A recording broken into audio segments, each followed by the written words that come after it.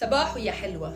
عمرك فكرتي ليه علاقتك معقدة مع الناس اللي حواليكي؟ ليه عندك صعوبة انك تسيبي ناس بيأذوكي او العكس؟ ليه واقفة على طراطيف صوابعك وشنطتك على ظهرك ومستعدة تنطي من اي علاقة؟ النهاردة هكلمك على انماط التعلق. انتي عارفة في الجلسات لما الناس بتيجي تشتكي من اهاليها وازواجها وولادها، محدش ابدا بيتكلم على انماط التعلق. كل الناس بتتكلم على مثلا لغات الحب، مع ان انماط التعلق كورد اكتر. يعني هي السبب، هي البرمجه بتاعتنا في العلاقات. يعني مثلا في الجلسات يجي واحد يشتكي ان مراته عايزاه طول النهار يقول لها انا معاكي، انا بحبك، انا موجود. دايما بيقول ان هي مش مستكفيه، يعني دايما عايزه اثبت لها اقعد معايا، انت مش مديني كواليتي تايم، انت مش بتسمعني، انت مش حاسس بيا، انا مش حاسه بالامان معاك. دي الجمل اللي بتظهر في الجلسات. ودايما يجي يقول لك اصل هي لغه الحب بتاعها ان هي عايزه كواليتي تايم والافرميشن. ماشي، اوكي، هي دي لغه الحب بتاعها، بس ليه هي عايزه ده؟ علشان نمط التعلق بتاعها هو اللي مخليها عايزه دوت. او يجي مثلا واحده تقول لك انا جوزي مثلا مش موجود في العلاقه، مش محسسني بالامان، على طول مش عايز يشوفني بعيط، مش عايز يشوفني وانا بتكلم عن مشاعري، على طول في الشغل، على طول بيهرب، على طول في القهوه، على طول مع اصحابه، على طول مشغول، مش موجود معانا. فتيجي تقولك اصل هو لغه الحب بتاعته ان هو بروفايدر، ان هو يجيب لنا فلوس، يجيب لنا. ماشي، بس ليه؟ ايه نمط التعلق اللي بيخليه يحس ان هو عايز يبقى بعيد طول الوقت؟ خليني احكي لك على مريم انسانة ناجحة في شغلها، علاقاتها صحية مع الناس اللي حواليها. لما بيكون عندها مشاكل مع خطيبها او مشاكل في الشغل، بتعبر عن مشاعرها، بتعبر عن احتياجاتها بهدوء، وبتوصل الرسالة بتاعتها، وبتطلب الحاجات اللي هي محتاجاها. ودي لما هنتكلم على نمط التعلق بتاعها هنقول ان هي عندها نمط تعلق آمن. جاي منين بقى النمط ده؟ جاي من الطفولة. بيت مريم كان عامل ازاي؟ مريم لما بتعيط او بيبقى عندها مشاعر قوية، اهلها بيسمعوها وبيتعاطفوا معاها وبيدوها الدعم اللي هي محتاجاه، وبيدوها ثقة في نفسها. كمان نقدر نقول ان هما متواجدين في حياتها، موجودين، شايفينها، سامعينها، بيلبولها احتياجاتها، في استمرارية في تقديم الحب والدعم. فهي كطفلة بتجرب، بتشوف، بتحلل، حست بالأمان، حست إنها تقدر تعتمد عليهم وهم موجودين وبيحبوها مهما عملت، مهما غلطت، مهما أدت. فبالتالي حست إنها تستحق، وإن مفيش حاجة تخوف. أنا ممكن أغلط، أنا ممكن أحتاج، أنا ممكن أبقى ضعيفة، وده مش هيأثر أبدا على وجود الناس حواليا أو حبهم ليا. فكبرت عندها يقين ان هي تستحق انها تتحب وتستحق الدعم. فلما بيبقى عندها مشكلة بتعبر عنها بكل صراحة وبكل وضوح، ما بتخافش ان اللي قدامها يهجرها او يرفضها. دي مريم. تعالي بقى اكلمك عن احمد عنده نوع التعلق المتجنب. احمد ناجح جدا في شغله، لكن دايما بيبعد عن العلاقات اللي فيها قرب.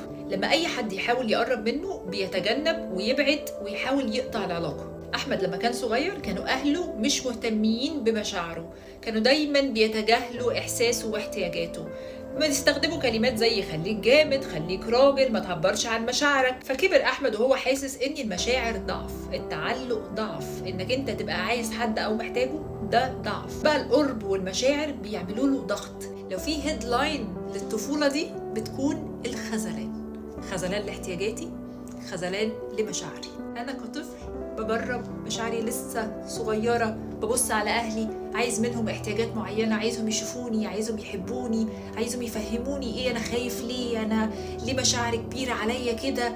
ألاقيهم بيغزلوني، عنيفين، شداد، بعاد. في مقابل الحب والتعلق وجع الخذلان كبير بالنسبة لي كطفل. فبالتالي أنا هكبر أبقى متجنب، مش هثق في حد، مش هعتمد على حد، مش هخلي مشاعري تبقى قوية ناحية حد. هبقى جاهز إن أنا أنط في أي لحظة، أبعد في أي لحظة، عندي اكتفاء داخلي لمشاعري. أما هبة بقى فهي عكس تماما أحمد، عايزة دايما شريك حياتها يقول لها إنه بيحبها، يثبت لها حبه، يثبت لها إنه هو موجود في حياتها وإنه ما يقدرش يسيبها. لما خطيبها يتأخر شوية في الرد على الرسائل بتقلق وبتخاف. لها افكار زي انه بطل يحبها، بطل يحس بالتعلق ناحيتها، وده بيرعبها. هبه اتربت في بيت اهلها مره يحبوها ومره ما يحبوهاش، مرة يبقوا قريبين منها ومرة يبقوا بعيد عنها بدون سبب. وزاد عن كده ان بابا هبة وهي عندها 8 سنين انفصل عن مامتها واتجوز واحدة تانية. فكبرت هبة وهي مش واثقة ان هي تستاهل حب، تستاهل ان حد يهتم بيها، ان مشاعرها ليها قيمة ولازم اللي قدامها ياخد باله منها. التجارب الحياتية دي حسست هبة ان سهلة قوي ان حد يسيبها، سهلة قوي ان هي تفقد حد هي بتحبه. فبالتالي كبرت وهي حاسة ان هي لازم تتمسك اكتر، لازم تبذل مجهود اكتر، لازم تخبي مشاعرها، لازم ما تقولش احتياجاتها، لان ممكن تبقى احتياجاتها هي السبب في ان اللي قدامها يرفضها او يسيبها. مشاعر هبه كلها بتيجي من مكان خوف وعدم امان. عشان كده الكلمات اللي بتستخدمها دايما: انت مش شايفني، انت مش بتحبني، انت مش بتقضي وقت معايا، انت مش حاسس بيا، انا مش حاسه بالامان. ده مع شريك الحياه، لكن مع الصحاب والاهل ما بتطلبش حاجه، بتقبل بالقليل وبتتوجع وتفضل مستمرية في العلاقة، وصعب عليها قوي ان هي تتخلى حتى لو كانت العلاقة سامة او مؤذية بالنسبة لها. من مبدأ ان كتر خير الدنيا ان هم موجودين ومستحمليني، لاني انا مصدقة عن نفسي ان انا لا استحق ان انا اتحب، ولا استحق ان حد يفضل موجود في حياتي. سامي بقى دخل في علاقات كتير جدا، لكن كلها كانت غير مستقرة. اوقات يحب ويبقى قريب قوي، واوقات يبعد، اوقات يكون داعم ومتواجد، واوقات يختفي او يكون عدواني. سامي عاش طفولة صعبة جدا. ابوه كان عنيف، وامه مرة تدافع عنه ومرة تسيبه لوحده، واخواته الكبار كانوا بيصبوا عليه عنف ابوهم، فكانوا بيتنمروا عليه او كانوا بيعنفوه، وساعات كانوا بيضربوه. البيئة دي خلته يحس كطفل بلخبطة في المشاعر. دول الناس اللي انا بحبهم، دول اهلي، دول السبورت سيستم بتاعي، فيا ترى انا بحبهم ولا بخاف منهم ولا بكرههم؟ فكبر بنمط تعلق مشوش، بيقرب من الناس، ولما يبتدي يحس انه اتعلق يبعد، ومن مكان الخوف ده بيتصرف بطريقة تخرب العلاقة. في الأول كنت مقتنعة إن أول نوع تعلق اتكلمنا عليه اللي هو التعلق الآمن هو العلاقة السليمة اللي احنا كلنا لازم نشتغل ونوصل لها، وإن أي نوع تعلق تاني أكيد بيعمل مشاكل. لكن اكتشفت إنه لأ، مش شرط. ساعات لو احنا الاتنين نوع التعلق بتاعنا زي بعض بنمشي كويس قوي مع بعض.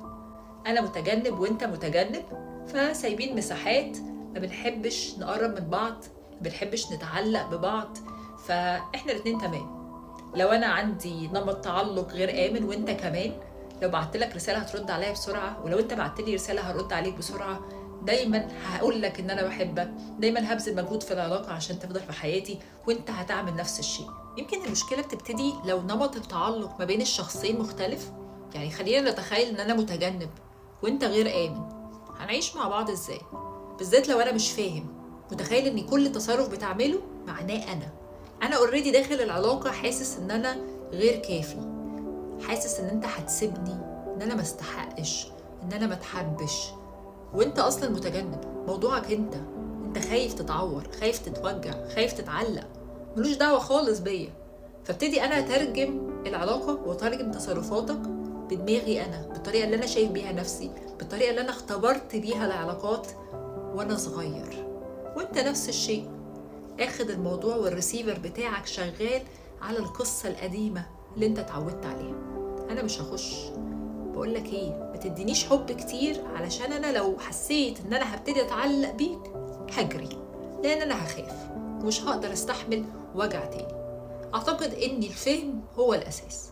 لو فهمت ايه اللي ليا وايه اللي عليا، يمكن ابتدي افهم مثلا اوكي انا متجنب بس انت غير امن، فمحتاج ارد على المسجات اسرع شويه، محتاج اقضي وقت معاك اكتر شويه. والعكس، لو انا متجنب وانت غير امن، وانت فهمت ان انا متجنب، تبتدي تديني مساحتي، تحسسني بالامان، ما تحسسنيش ان انت هاجم عليا بمشاعرك عشان انا ما اخافش واجري. ايا كانت الطفوله اللي احنا مرينا بيها، وايا كانت الشخصيه اللي اتبنت على الطفوله دي، مسؤوليتنا ان احنا نغير الشخصيه دي. ليلى بدات الجلسات وهي عندها خوف شديد من الهجر، عندها مشاكل مع اولادها ان هم بيسيبوها وبيتخلوا عنها، عندها مشاكل مع جوزها ان هي حاسه بعدم الامان من ناحيته. دخلت طريق الشفاء وهي عارفه انه طريق طويل مزعج مؤلم، لكن اولا واخيرا مسؤوليتها. ليلى اتعلمت في الطريق ده ان هي تثق في نفسها، وتحس بالأمان الكافي إن هي تعبر عن احتياجاتها ومشاعرها من غير ما تخاف إن اللي قدامها هيسيبها. اتعلمت أكتر عن نفسها وطفولتها وتأثير الطفولة دي على علاقاتها. بدأت تراجع علاقاتها وتختار العلاقات الصحية وتتخلى عن العلاقات المؤذية. هل الموضوع كان سهل؟ أبدا ما كانش سهل، لكن صحتها النفسية تستاهل الشغل والتعب عليها. إحساس الأمان والاستقرار يستاهل طريق الشفاء المتعب. إحساس الأمان والاستقرار يستاهل كل لحظة في طريق الشفاء، حتى لو كانت متعبة ومؤلمة شوية.